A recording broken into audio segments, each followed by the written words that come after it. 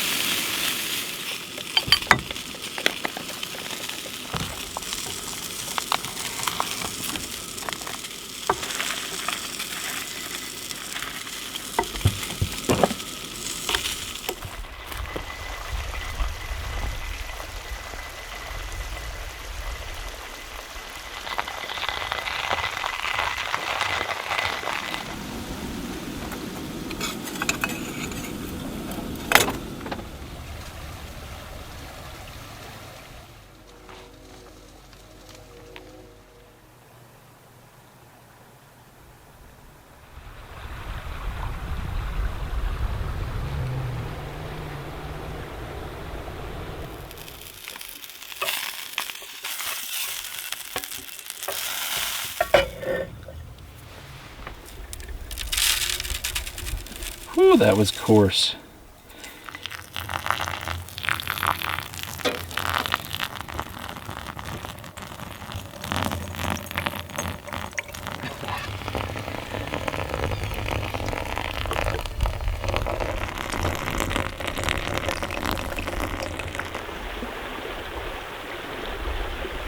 I wonder if there's any decent fish in this.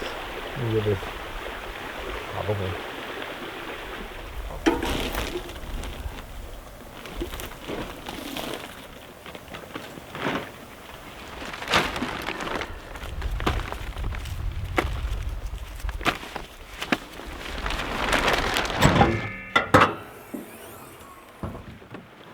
Well, it finally happened. After about 4.5, 5 years, our first Odyssey battery has kicked the bucket, and I couldn't be more impressed, honestly. We've literally abused this battery time and time again. It's been run flat, which you're not supposed to do, multiple times. You know, you get caught up in an edit or you get busy doing something and you forget that it's turned on, and you wake up the next morning and it's totally flat. So well done, Odyssey. Yet again, you guys, you make a great product. We'll be replacing this with another one. But it introduces an interesting challenge to this trip. I needed auxiliary power, and I didn't realize this thing was so far gone. So what I had to do was actually disconnect this battery from the system, tape it off so it doesn't come in contact with the pole, and then use my Blue Sea automatic charging relay to link the battery to the system. Now that brings up another good question though. How am I powering this fridge while the system is down, when the engine is off? Well, we got some new plans in the works, so let me show you a little sneak peek. So if you've been watching all the other videos, you know that the GX is having a storage system built in the back, and I'm incorporating an entire auxiliary power system into that unit using some lithium batteries by Dakota Lithium. So I borrowed one of the batteries for this trip and stuck it into the storage here in the 4Runner. So let me show you what I ended up doing to make that fridge run. So here under the sleeping area is our storage. So down here in the storage system, I've dropped our 100 amp hour Dakota Lithium battery and temporarily attached a 12-volt plug. So here's my quick little setup. Got the pigtail on the back of here, got the fridge plugged in, hope you can kind of see that, and it's running. It's not being charged, the battery is not accepting new charge, this is just out of the way there, and currently we are still at 13.2 volts. So sometimes you just got to make do with what you got. This trip, like I said at the beginning, was short notice. Chris showed up in town and we said, hey, let's go do something. Let's go do something fun. And Silver hasn't seen the trail in a bit, so loaded her up. And so far, it's working just fine. But she's got a lot of tender loving care that needs to go down. Over 175,000 miles, rough miles, on this incredible machine. And yeah, stay tuned to the future of Silver. She's going to be getting some fun bits put onto her running gear. All right, now let's hit the trail.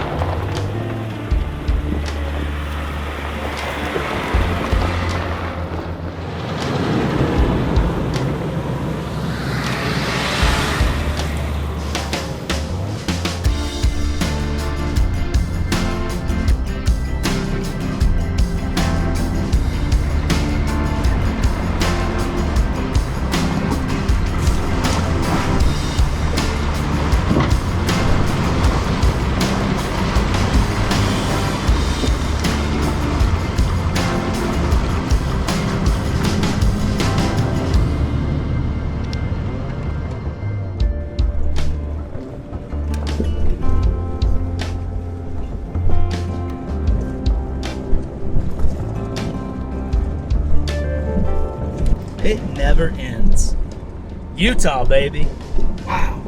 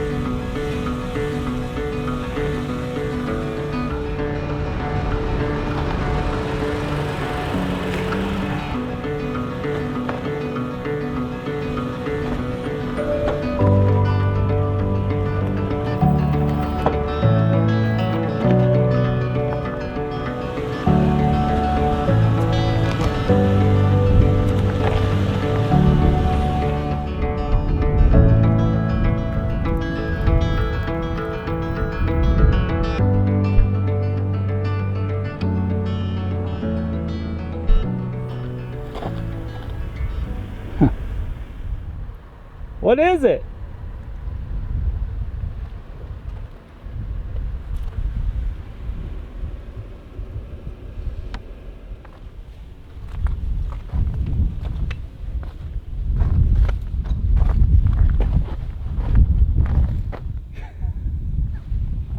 Wash. That's weird. What was this used for, guys? Well, I've seen a lot of stuff in the desert. Nothing like that.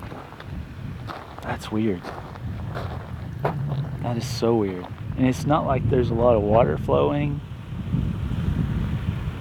I'm gonna do some more research on that. Huh.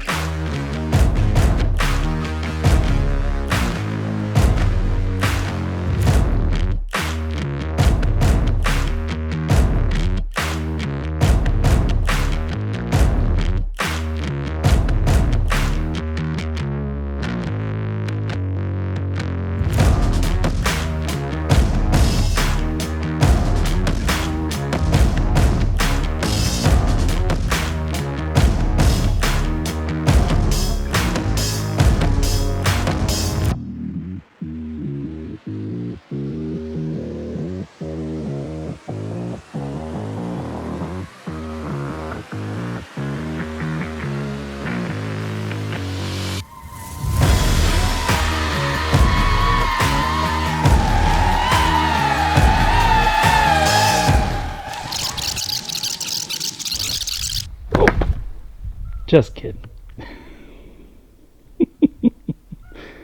Wow. Well, I guess I should get the drone. Are you serious? Do it. All right, well, that was just phenomenal. Absolutely gorgeous. Right here in the middle of nowhere, really. Chris found this by looking at some satellite imagery, and I would have never thought that this flat desert would drop into such a dramatic canyon like that.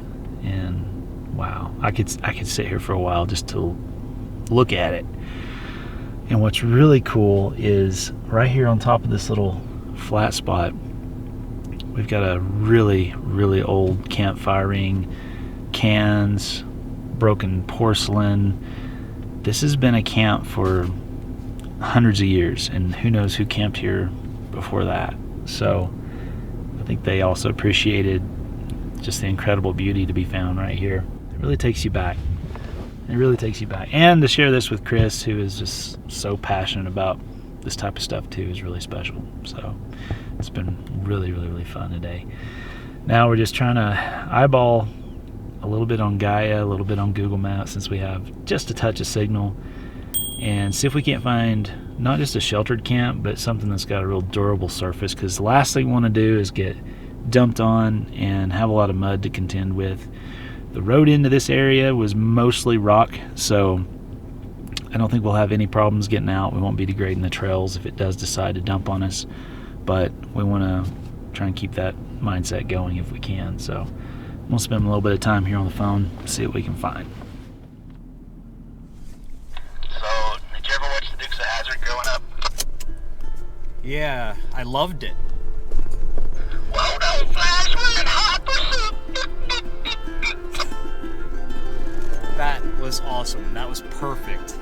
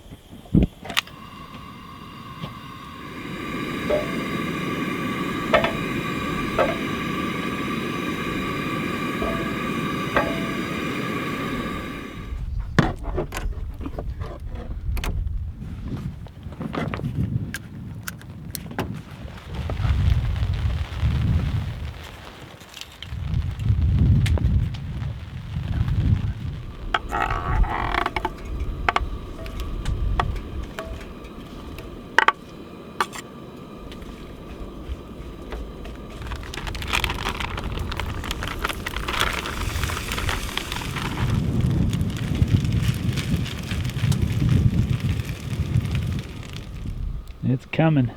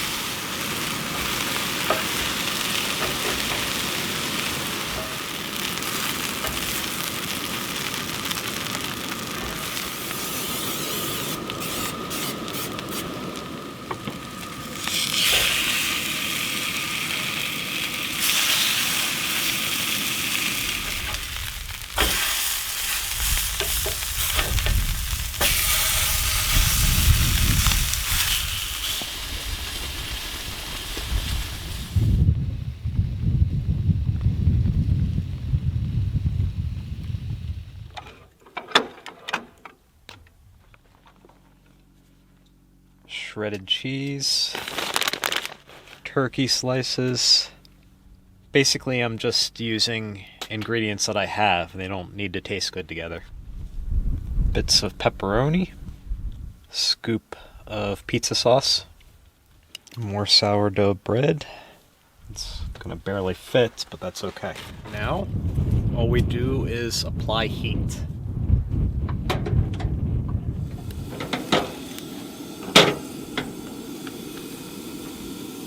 Looking good. I like the Snow Peak sandwich maker thing because your imagination is the limit. You can put anything that you have into bread and put it in that sandwich maker, and it usually comes out delicious. This is completely passable for food. If you like watching adventure and questionable food choices, watch Venture4WD. If you like watching adventure and delicious cooking, watch Lifestyle Overland. Am I wrong? That's true.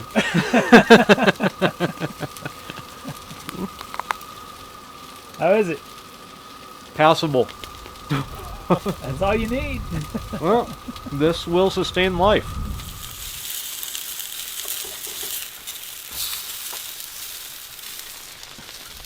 That'll work.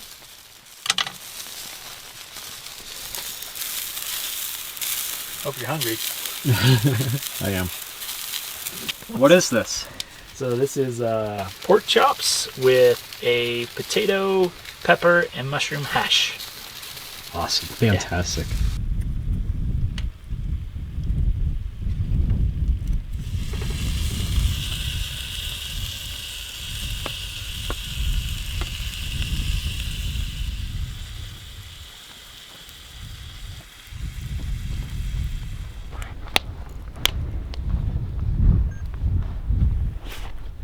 Made you something.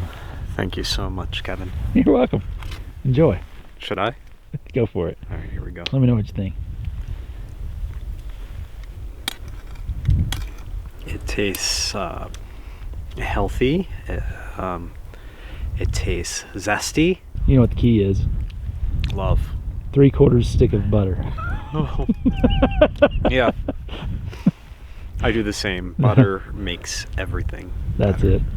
I dropped my knife in the dirt. Extra flavor. Oh yeah.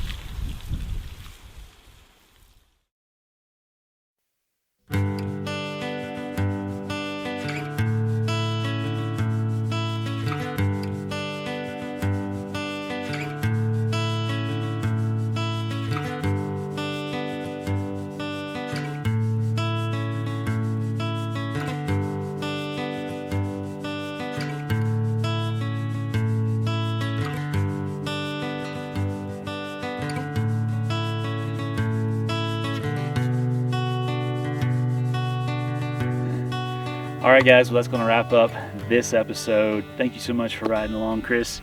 Thank you for coming with me. I know you're very much a lone wolf and a solo traveler, but I've had an absolute blast riding with you. I have to say, you're probably in the top 5 favorite travel companions now, and that includes Sarah and Caroline. We've just had Nice. such a great experience. We saw so many cool things, and what really struck me was just how exciting it is to travel with someone who is as passionate about the landscape, the land, all the artifacts, all the things that we saw. Like it was such a mutual excitement and a rare experience. So thank you for sharing the trail with me. And It was my pleasure. This has been incredible, and I was just telling my camera the same thing about you last night.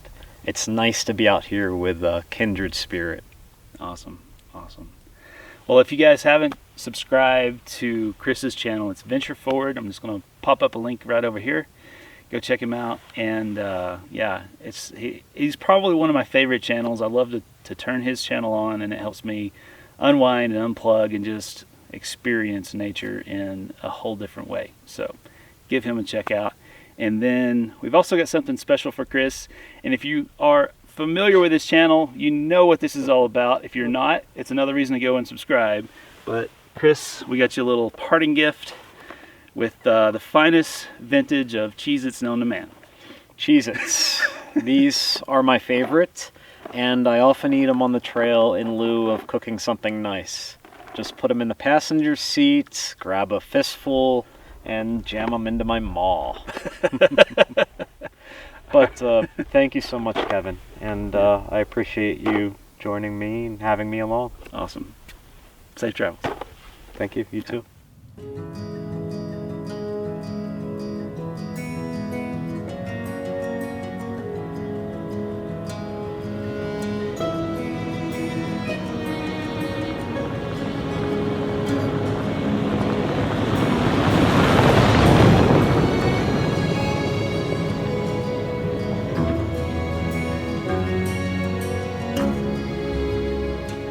Lifestyle Overland is supported by viewers like you.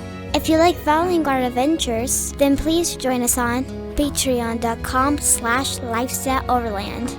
Thank you, painters, for all your support.